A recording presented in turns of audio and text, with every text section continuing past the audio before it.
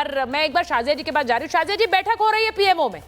अब भारत में जो छोटे उद्योगपति हैं या फिर जो छोटे लघु उद्योग से जुड़े हुए लोग हैं, उनको ये चिंता सता रही है कि व्यापार पर इसका क्या असर पड़ेगा। मैं चाह रही हूं कि आप जरा लोगों को बताइए, क्योंकि पीएमओ में इसी को लेकर एक बैठक हो रही है जिसमें गृह मंत्री भी हैं, जिसमें पीयूष गोयल जी भी हैं और सारे अधिकारी हैं फाइनेंस मिनिस्ट्री से जुड़े हुए, विदेश मंत्रालय से जुड़े हुए। क्या इस पर अब भारत को एक प्रोएक्टिव अप्रोच अपनाने की जरूरत तो है, वो तो शुरू से इट गोज विदाउट सेइंग, लेकिन अभी क्या रणनीति पर काम हो रहा है? शाजिया जी। देखिए सुचेता जी, वैसे कि प्रधानमंत्री जी ने कहा कि वो सारा जो भी इसके लिए पर्सनल अपमान भी अगर सहन करना होगा तो वो सहेंगे, लेकिन भारत दबाव में नहीं आएगा, ना वो झुकेगा, ना वो डरेगा और ना ही वो दबेगा।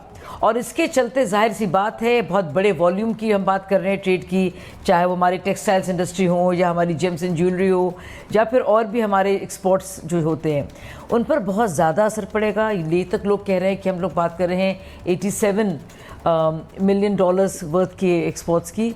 लेकिन आप ज़रा सोचिए, प्रधानमंत्री ने साफ तौर से कहा है, एक तो मेक इन इंडिया की बात उन्होंने फिर से दोहराई है, चाहे वो उर्वरक हो या ऊर्जा हो, फर्टिलाइजर्स टू ईवीज़, लेकिन उसके साथ साथ जो भी नुकसान जिस सेक्टर्स में ज़्यादा होगा उसको लेकर बिल्कुल टेक्निकल तरीके से भी और एक स्ट्रेटेजिक तरीके से भी काम होगा और उन सारे सेक्टर्स में राहत पहुंचाने की कोशिश की जाएगी, फ्लेक्सिबल उसको बनाया जाएगा ताकि वो और जगह भी एक्सपोर्ट करें और मार्केट्स भी ढूंढे और जो एकदम से जो इन पर बोझ पड़ेगा उस बोझ को हल्का किया जाए।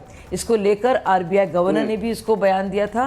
तो इन सारी चीज़ों को देखा अगर जाए, चाहे पीयूष जी हों, चाहे हमारे बाकी मंत्री हों, चाहे निर्मला जी हों, प्रधानमंत्री जी, बिल्कुल इसी जो धक्का होगा इनिशियली तो होगा, इसका असर लॉन्ग टर्म।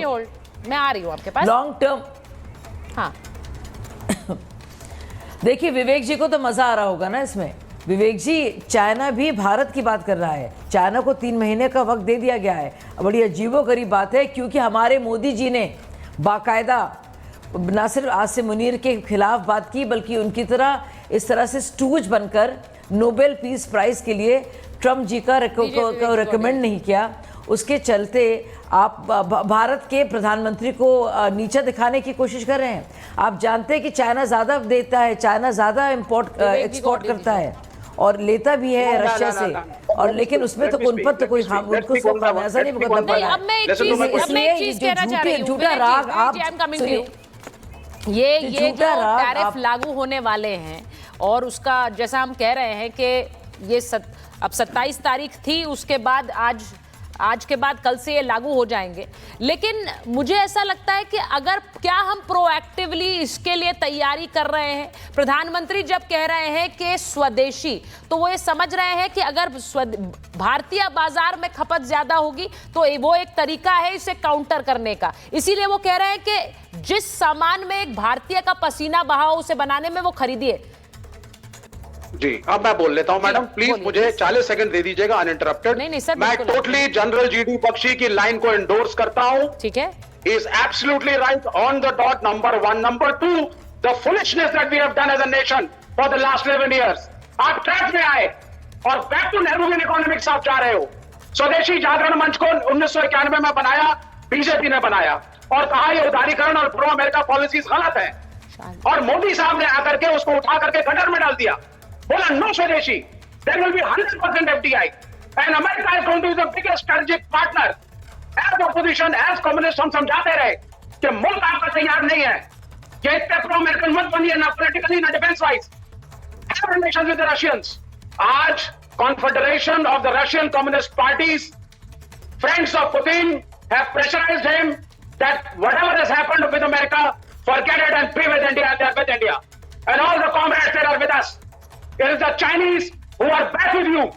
और आपने मूर्खतापूर्ण तरीके से चाइना के खिलाफ चिट्ठियां लिखी, अमेरिका को खुश करने के लिए आप इजराइल के साथ जुड़ गए, पैलेस्टीन को आपने छोड़ा, हर चीज में ट्रेड में आपने अमेरिकन कंपनीज को बढ़ावा दिया, और आज आप कह रहे हैं साहब कि हम हैंडल कर लेंगे स्वदेशी जागरण, हम तो स्वदेशी हैं साहब।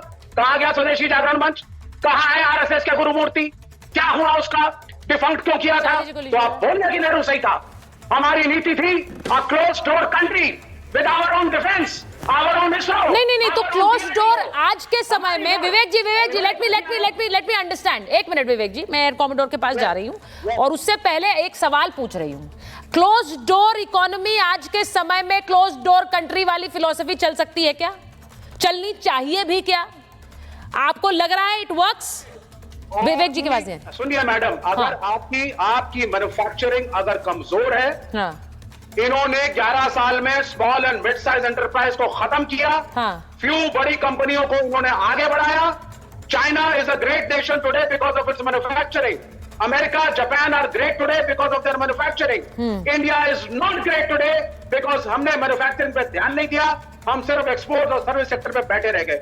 बार विपक्ष ने समझाया और मुझको ताने दिए जाते थे, यू चाइनीज एजेंट। नहीं तो हम अगर बैठे रह गए तो ये गलती किसकी है? ये तो फिर 11 साल पहले वाली गलती नहीं लग रही मुझे, फिर तो ये कई दशकों वाली गलती है। नहीं Vivek ji, then it is not just about the last 11 years. ये तो फिर एक फिलॉसफी है। आप कह रहे हैं हम बैठे रह गए, ये तो कई दशकों से हुआ। फिर आप बार 11 साल का जिक्र क्यों करते हैं? क्यों कर रहे हैं आप 11 साल का जिक्र? बिल्कुल गलत। अमेरिका कभी भी भारत का स्ट्रेटेजिक पार्टनर नहीं था, कभी नहीं था, वाजपेयी के टाइम में भी नहीं था। लेकिन अमेरिका हमेशा से भारत के लिए एक बड़ा ट्रेड पार्टनर रहा है। अमेरिका भारत के लिए दूसरा सबसे बड़ा बाजार रहा है। और अगर ये वैश्विक बाजार की हकीकत है और जिस बाजार में आप अपना सामान बेच रहे हैं उसके साथ आप रिश्ते अच्छे ही रखते हैं और इन रिश्तों को बिगाड़ने की भी शुरुआत हमने नहीं की है। शेर जवाहरलाल नेहरू, वो बब्बर शेर जवाहरलाल नेहरू खड़ा हो गया था। शाजिया जी को लीजिए। माय कंट्री फर्स्ट, मेरे देश का बनिया पहले, मेरा बिजनेसमैन। सुनिए एक सेकंड। हमारा आप ये कह रहे हैं विवेक जी, मुझे ये कहना तो नहीं चाहिए क्योंकि मैं देश के किसी भी प्रधानमंत्री पर या फिलॉसफी पर कोई सवाल उठाना नहीं चाहती हूं, क्योंकि लेकिन आप जब ये बात बोलते हैं कि वो सामान नहीं पहुंचाने के लिए देश में स्वदेशी बनाने के लिए खड़े हो गए थे, देश का एक हिस्सा भी उन्हीं के राज में गया है देश से बाहर, तो उसके बारे में भी बात कर लेते हैं। फिर मुझे इसके बारे में बात नहीं करनी है। Let's talk about the present dynamics और उसके बारे में बात करिए और उसके बारे में सवाल उठाइए, क्योंकि शाजिया जी यहाँ बैठी हुई है, हम लोगों के हित की बात कर रहे हैं। एयर कॉमोडोर के पास जाएंगे, एक मिनट रुक जाइए, एयर कॉमोडोर के पास जा रहे हैं। एयर कॉमोडोर, मैं ये पूछ रही हूँ, आज का समय नहीं है to have a close door economy.